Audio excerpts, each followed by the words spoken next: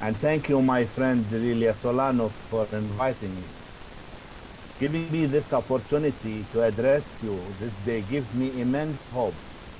Hope for the power of human solidarity itself, hope for the truth and its capacity to rectify injustice, and hope for our present moment. We, the Palestinians, have experienced dispossession, dispersion, manipulation, and control at the hands of the Israeli state for the past 7 decades, and the direct military occupation for more than 5 decades. We have over time attempted many means of resistance to our occupiers, all of which ended ultimately in vain. The endless political negotiations between the Palestinian leadership and Israel have reached a dead end, especially with the former President Trump's deal of the century. At the eve of the creation of Israel by force in 1948, our homeland was divided into two parts. More than 580 villages were destroyed by the Israeli army, and more than 750,000, 3/4 of the population at that time, were expelled, becoming refugees, and got scattered across the globe without any solid international recognition of their rights of return. In 1967, Israel occupied what left from Palestine, and the oppression of the Palestinians continues. Today, our land is being continuously confiscated. Illegal settlements are being built. More than 800,000 Jewish settlers live illegally in the West Bank. The annexation wall, which is over 700 kilometers in length, has confiscated more than 40% of what was left of our land. Palestinian prisoners, around 8,000 in numbers, are still being subjected to severe conditions, rights violations, ill treatment, and torture. Among them are women and children of age of 12 years old.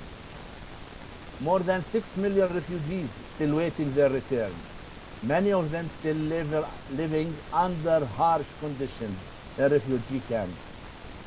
Palestinians inside Israel still face structured discrimination without any reparation for the historical crimes committed against them.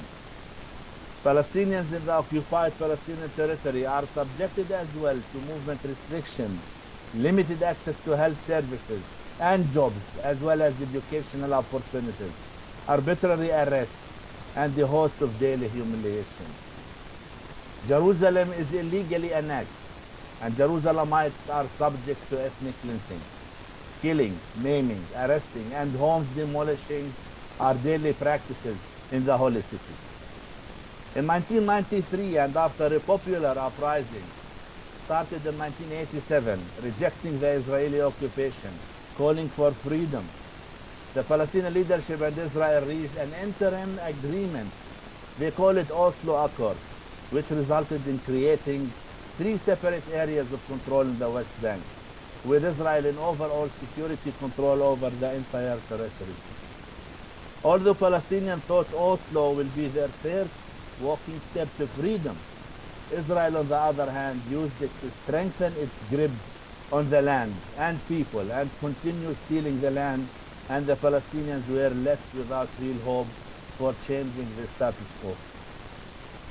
In the year 2000, another intifada broke out, and Israel used excessive forces and reoccupied the West Bank in 2002, and reduced the authority of the Palestinians to a very low level, and continued its occupation and apartheid on higher scales. While the prospects for peace were shrinking and the reality on the ground grows harsher and darker, Cairo's Palestine movement was created not as a cry of despair, but rather as a sign of hope. In December 2009, 15 Palestinian Christian leaders published the Cairo's Palestine document, a moment of truth, as the Christian Palestinians word to the world about the brutality of the military occupation and apartheid, and they call for international solidarity to end this oppression and establishing a just peace in our area, where all peoples would enjoy equality and prosperity without oppression and racism. The word kairos is an ancient Greek language, means the current moment in time. In our context, it means time has come for a just peace and ending the Israeli apartheid. It is a vision, a commitment, a way of responding to and living based on the belief in human fundamental goodness, as well as the conviction that even in the darkest moments of history, injustice cannot and will not prevail. The idea behind the document was never intended to portray the conflict as a religious but a political one. We wanted to show it as it is, a foreign military occupation and domination of one nation over the other. We wanted to instill a truly human vision in the conflict, a vision that continues to see the image of God in all people, whether occupiers or occupied. Soon after the document was launched, a national Kairos movement was established as part of the liberation movements, and later on, an international global Kairos for Justice movement was also created. The movement today exists in around 40 different countries with hundreds of groups working side by side in solidarity and joint struggle with the Palestinian Christians to bring about peace with justice into our area. On the 1st of July last year, Kairos Palestine movement and the Global Kairos for Justice movement issued an important call, Cry for Hope. This call was translated into 13 different languages, endorsed by 400 international civil society and church leaders from across the continent, and was signed by more than 16,000 individuals and